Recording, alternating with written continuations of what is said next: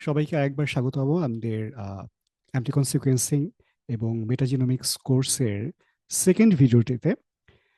আমাদের এই series of লেকচারে দুইটা বড় ভাগ আছে। প্রথম ভাগে হচ্ছে আমরা অ্যান্টিকন সিকোয়েন্সিং নিয়ে আলোচনা করব, তারপরে আমরা মেটাজিনোমিক্স নিয়ে আলোচনা করব। আজকে আমরা আসলে সেকেন্ড ভিডিও এবং এর আগে ভিডিওটাতে মূলত ছিল ইন্ট্রোডাকশন, যেখানে পুরো ফিল্ডটারই একটা খুবই বার্ডস আই ওভারভিউ দেওয়ার চেষ্টা করেছি। আমাদের আসল অ্যান্টিকন সিকোয়েন্সিং এর উপর যে থিওরিটিক্যাল টপিকটা, সেটা আমরা আলোচনা শুরু করব লেকচার 3 থেকে। এই লেকচারে আসলে আমরা একটা ব্যাকগ্রাউন্ড ডিসকাশন করব। তো আজকের আমাদের লেকচার 2, এই লেকচারে আমরা মূলত একটা ইন্টারেস্টিং ফিনোমেনন নিয়ে আলোচনা করব। যে কোনো ধরনের এক্সপেরিমেন্ট আমরা যখন করতে যাই, আমরা বলি যে যদি ট্র্যাশ ইন হয় তাহলে আমাদের যেই ডাটাটা আসবে সেটা কিন্তু ট্র্যাশ হবে। বা আমাদের যদি ভালো একটা এক্সপেরিমেন্টাল ডিজাইন না থাকে, তাহলে আমরা যে ডেটা পাবো ওখানে অনেক সিকোয়েন্সিং ডেটা থাকলেও সেটা কিন্তু আসলে একটা আহ, খুব একটা ইউজফুল ডেটা হবে না। এবং এটা একটা খুবই ইন্টারেস্টিং কেস স্টাডি আমরা আজকে দেখব। আমাদের আজকের টপিক হচ্ছে the placenta microbiome that didn't exist. এবং এখানে হচ্ছে আমরা দুইটা পেপারের কথা বলবো, আহ, এবং আমরা একটা টুলের কথা বলবো। তো শুরু করা যাক আমাদের টপিক। আমরা প্রথমে শুরু করতে চাই রিচার্ড ফাইনম্যান, একজন কোয়ান্টাম মেকানিক্সের একজন বড় ফিজিসিস্ট। তিনি একটা কথা বলেছিলেন যে the first principle is that you must not fool yourself and you are the easiest person to fool. তো এটা যদিও উনি পদার্থবিজ্ঞানের ক্ষেত্রে বলেছেন, কিন্তু এটা কিন্তু আসলে এক্সপেরিমেন্টাল সায়েন্সের যে কোনো ফিল্ডেই এই কথাটা খাটে। যেমন ধরা যাক, আমরা যেই কন্ট্রোভার্সিটা নিয়ে শুরুতে আলোচনাটা করতে চাই, সেটা হচ্ছে 2014 সালে একটা পেপার, সায়েন্স ট্রান্সলেশনাল মেডিসিন। এখানে একটা খুবই বিখ্যাত একটা পেপার, তারা ক্লেম করলো যে প্লাসেন্টাতে যেই ধরনের মাইক্রোবায়োম পাওয়া যায়, তারা ওরাল ক্যাভিটিতে অর্থাৎ মানুষের মুখের মধ্যে যেই সিমিলার মাইক্রোবায়োম আছে তাদের মধ্যে মিল অনেক বেশি। এবং এটার কিন্তু ইমপ্লিকেশন অনেক ইম্পর্টেন্ট। ফর এক্সাম্পল, যদি এমন হয় যে একজন গর্ভবতী মায়ের যে প্যাসেন্টটা, তার যদি ওরাল হেলথ খারাপ হয়, তাহলে কিন্তু তার হচ্ছে প্ল্যাসেন্টাতেও হচ্ছে সেই গর্ভবতী মায়ের প্ল্যাসেন্টাতে কিন্তু একটা ডাইরেক্ট ইম্প্যাক্ট থাকতে পারে। সো এটা তো খুবই ইন্টারেস্টিং একটা ক্লেম। তো পরে আরেকটা পেপার বের হয় 2016 সালে, লাউডার অ্যাট এটাল। তারা আসলে যেটা পরে খুঁজে পান যে ফার্স্ট যে পেপারটা, তারা মূলত প্ল্যাসেন্টা থেকে যে ডিএনএ এক্সট্রাক্ট করে তারা অ্যান্টিকন সিকোয়েন্সিং করেছিলেন, সেখান থেকে তারা যে সিগন্যালটা পেয়েছেন সেই সিগন্যালটা আসলে এসেছে হচ্ছে নেগেটিভ কন্ট্রোলে যেই কন্টামিনেশন ছিল, সেই কন্টামিনেশনের মতো সিমিলার থিং। এটার কারণ হচ্ছে তারা যে ধরনের ডেটা নিয়ে কাজ করছিলেন, যে যে ধরনের স্যাম্পল নিয়ে কাজ করছিলেন, এখানে কিন্তু প্ল্যাসেন্টা থেকে কিন্তু সহজে ডিএনএ এক্সট্রাক্ট হয়তো করা যায় না, বা ওখানে হয়তো মাইক্রোবায়োম স্যাম্পল থাকলেও সেটা অনেক কম থাকবে। আইডিয়ালি ওটা একটা স্টেরাইল এনভায়রনমেন্ট হওয়ার কথা, তাই না? তো এটা আমরা একটু ডিটেল দেখি যে আসলে এখানে ঘটনাটা কি ঘটেছে। নর্মালি আমরা যখন ডিএনএ এক্সট্রাক্ট করি, আমরা তো প্রায় সবাই বিভিন্ন ধরনের কিট ব্যবহার করি। সাধারণত এই কিট, আমাদের ডিএনএ এক্সট্রাকশন কিট বা পিসিআর যে বিভিন্ন রিয়েজেন্ট, এরা আইডিয়ালি স্টেরাইল থাকে। স্টেরাইল ইন দিস সেন্স যে তারা কোনো লিভিং ব্যাকটেরিয়া থাকে না। কিন্তু লিভিং ব্যাকটেরিয়া না থাকলেও যখন এই কিটগুলো ম্যানুফ্যাকচার করা হয়, তখন কিন্তু এর মধ্যে বিভিন্ন এনভায়রনমেন্টাল ডিএনএ থাকতে পারে। এবং এইসব এনভায়রনমেন্টাল ডিএনএর মধ্যে র্যালস্টোনিয়া, তারপর কাপিভিরাস, এই ধরনের ব্যাকটেরিয়াল ডিএনএ থাকতেই পারে, যেটাকে এই ফিল্ডে বলা হয় কিটোম। কিটোম বলতে বোঝায় যে যেই ব্যাকগ্রাউন্ড ডিএনএ, যেটা কিনা হচ্ছে কিট থেকে আসছে। সো একমাত্র আরএনএস ট্রিটমেন্ট, সবকিছুকে আরএনএস দিয়ে একদম ধুয়ে মুছে সাফ না করলে কিন্তু এই জিনিসটাকে অ্যাভয়েড করা যায় না। এবং সেটা হয়তো পসিবলও নাও হতে পারে, অনেক কস্টলি হয়ে যেতে পারে। সেক্ষেত্রে কি করা উচিত, যে আমাদের একটা ব্ল্যাঙ্ক রাখা উচিত, যেটাকে আমরা বলবো হচ্ছে কিট ব্ল্যাঙ্ক। যে আমরা কোনো স্যাম্পল ওখানে দেবো না, আমরা জাস্ট কিটের মধ্যে থেকে যে সব ব্যাকটেরিয়া আছে বা ব্যাকটেরিয়াল ডিএনএ আমরা পাচ্ছি, সেটাকে আমরা সিকোয়েন্স করবো, এবং সিকোয়েন্স করে আমরা আমাদের অ্যাকচুয়াল যে এক্সপেরিমেন্টাল ট্রিটমেন্ট, সেখান থেকে ওই ব্যাকগ্রাউন্ড ডিএনএটাকে বাদ দিয়ে দিব। তো এই জিনিসটা আমরা একটু ডিটেল দেখি। নর্মালি যখন আমরা একটা হাই বায়োমাস স্যাম্পল নিয়ে কাজ করি, অর্থাৎ ধরেন স্টুল স্যাম্পল, এখানে কিন্তু আহ, যত ডিএনএ আমরা পাচ্ছি এর মধ্যে বেশিরভাগই হচ্ছে আমাদের টার্গেটেড ডিএনএ, ধরেন টার্গেট স্যাম্পলের DNA. On the other hand, এখানে আহ, এবং এই জায়গাতে হচ্ছে আমাদের যেই কিটোম বা আমাদের কিট থেকে আসা যেসব এনভায়রনমেন্টাল ডিএনএ, সেই কন্টামিনেশনটা কিন্তু অনেক কম। On the other hand, low biomass sample থেকে যেসব জায়গা থেকে স্যাম্পল পাওয়াটাই হচ্ছে খুবই টাফ, একটা মেডিকেল প্রসিডিউরের মাধ্যমে এই বা একটা জটিল টেকনিকের মাধ্যমে স্যাম্পলগুলো কালেক্ট করতে হয়।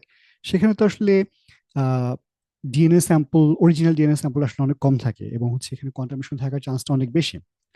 তো এখানে সিগন্যাল টু নয়েজ রেশিওটা আসলে অনেক কম, এখানে সিগন্যালটা কম, নয়েজটা হচ্ছে অনেক বেশি।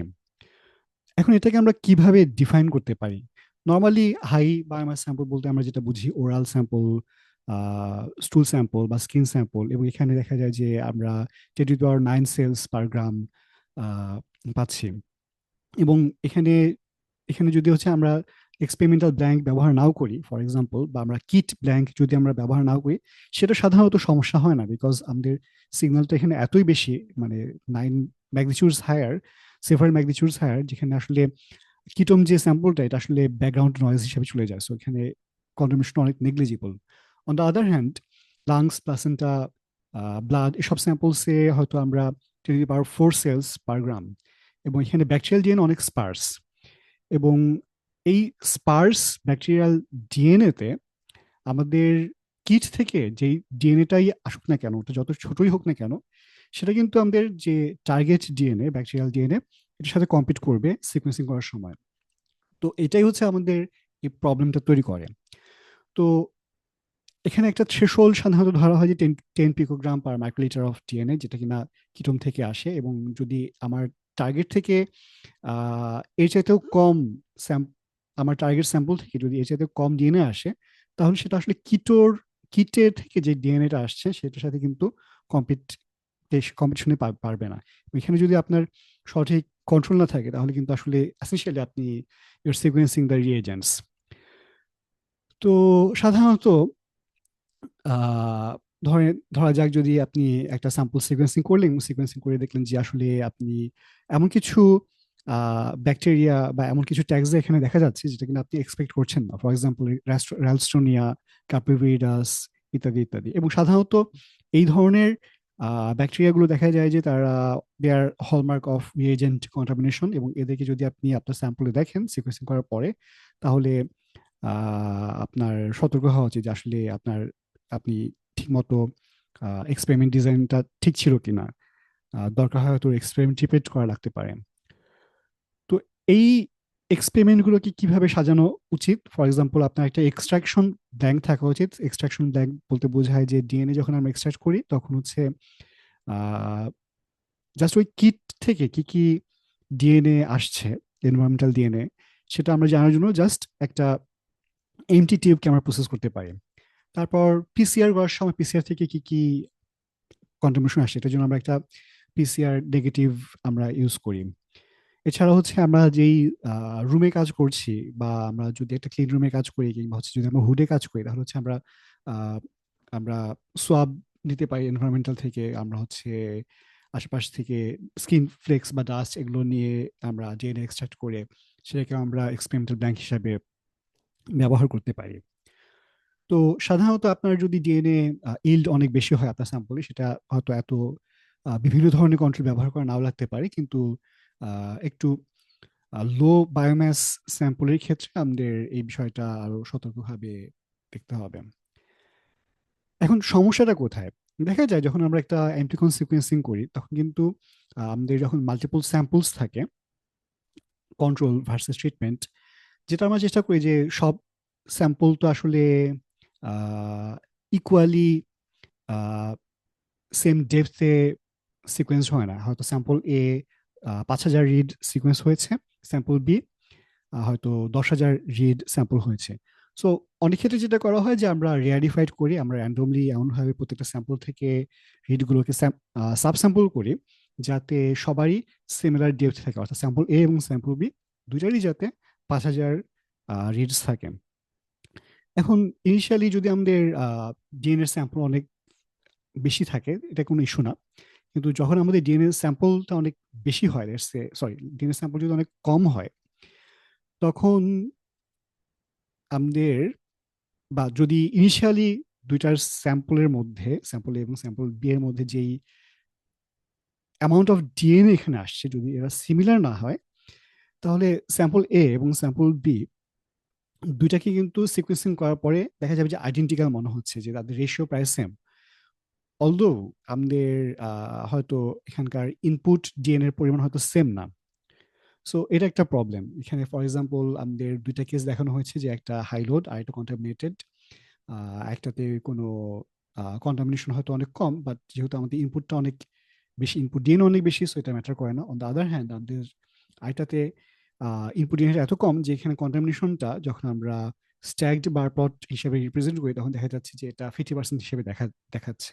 আমরা যদি এটাকে কম্পেয়ার করি sterile versus infection, high load versus contamination, তখন এটা আসলে apple to orange contamination compare হয়ে যায়। এটা কিন্তু আমরা actually apple to apple comparison করতে পারবো না।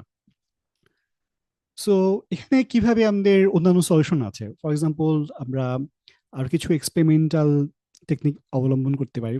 যেমন কিউপিসিআর দিয়ে আমরা নোন একটা ফ্লোরোসেন্ট প্রোব দিয়ে আমাদের যে স্যাম্পল আছে সেখানে এক্স্যাক্টলি কি পরিমাণ ডিএনএ আছে, ফর এক্সাম্পল সিক্সটিএস ডিএনএ, সেটাকে আমরা, বা যেটা আমরা অ্যাম্পলিফাই করছি, সেটা আমরা অ্যাকচুয়ালি মেজার করতে পারি। সো এটা আমাদেরকে একটা আইডিয়া দেবে যে আসলে অ্যাকচুয়ালি ডিএনএ, টার্গেট ডিএনএ যেটা সিকোয়েন্সিং হচ্ছে সেটার অ্যামাউন্টটা কি।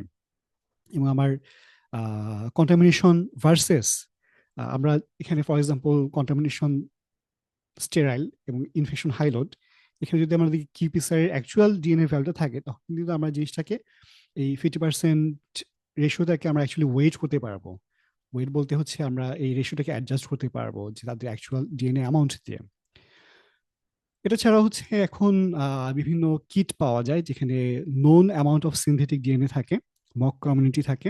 সো এখানে ওই স্যাম্পলটা যদি যখন সিকোয়েন্স হয়, তখন হচ্ছে সিকোয়েন্সিং হওয়ার পরে আহ, কোন স্পাইকড স্যাম্পলের কতটুকু কপিজ আসছে, এটা দেখে কিন্তু আসলে আমরা বলতে পারবো যে আমাদের স্যাম্পলগুলো ইকুয়ালি ডিস্ট্রিবিউটেড ছিল কিনা। সো এটাও একটা অপশন।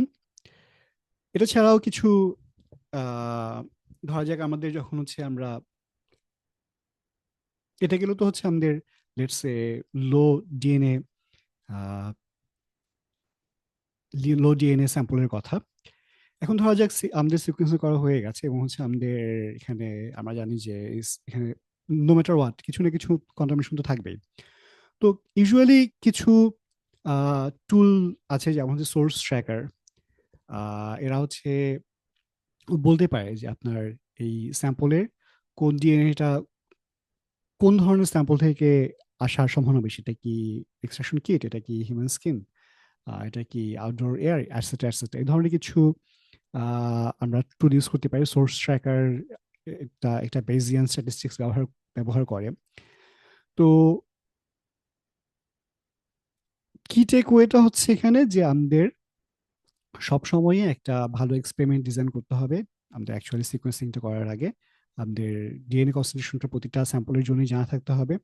আমরা একটা প্যাকেজ ব্যবহার করতে পারি, নাম হচ্ছে ডিকন্টাম। ডিকন্টামের এটা বেশ পপুলার নাওএডেজ। এটা যেটা করে যে একটা লো অ্যাবাউন্ডেন্স রিটকে আরবিট্রারি রিমুভ না করে তারা হচ্ছে একটা স্ট্যাটিস্টিক্যাল প্রসিডিউর ব্যবহার করে।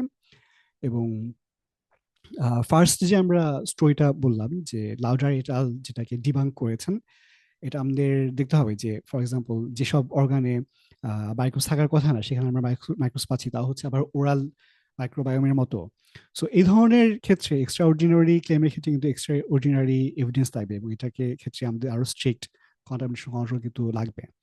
সো এটা আমার মনে হয় যে ডেফিনেটলি আমরা বায়োইনফরমেটিক্স নিয়ে জানবো আরো সামনে, বা এই টেকনিকগুলো জানবো, বাট আমাদের এক্সপেরিমেন্টাল সায়েন্সটা আমাদের খুবই সলিড হতে হবে। সো ডিকোয়ান্টাম প্যাকেজটা নিয়ে হয়তো আমাদের আজকে বলার এখানে, বা ডিকোয়ান্টাম প্যাকেজটা কিভাবে কাজ করে এটা একটা দেখাতে পারলে খুবই ভালো হতো। সো এটা যদি আপনারা দেখতে চান, দেয়ার ইজ আ টিউটোরিয়াল। আমি এই টিউটোরিয়ালটা আপনার সাথে শেয়ার করতে পারি। আমাকে মন্তব্য জানান যদি আপনার এই টিউটোরিয়ালটা এক্সাম্পল আমার কাছ থেকে দেখতে চান। এখানে যেটা হয় যে বিভিন্ন ধরনের স্যাম্পল থাকে, sample source, placenta, oral, air swab, extraction blank. এটা হচ্ছে লডার ডেটা সেট। আমরা 2016 সালে যে পেপারটা আমরা একদম শুরুর দিকে স্লাইডে বলেছি, এটার উপর বেস করে আমরা কিভাবে দেখলো যে আমাদের প্ল্যাসেন্টার মাইক্রোবায়োম এবং হচ্ছে extraction blank they are essentially the same. ওরা এটা কিভাবে ডিকন্টামিনেট করলো অ্যাকচুয়ালি আমাদের এক্সপেরিমেন্টাল রিলস গুলোকে। সো সেটার একটা স্টেপ বাই স্টেপ প্রসেস এখানে তারা দেখায়। তো সেটা আমরা পরে হয়তো ডিসকাস করতে পারি আরেকটা ভিডিও লাগবে সেটার জন্য। সো এই লেকচারটা এখানে শেষ। আমরা এরপর চলে যাব লেকচার 3-তে, যেখানে আমরা অ্যান্টিকনসিকুয়েন্সি এর থিওরিটা এবং কিছু টুল নিয়ে আলোচনা করব। সবাইকে ধন্যবাদ, দেখা হবে পরের ভিডিওতে।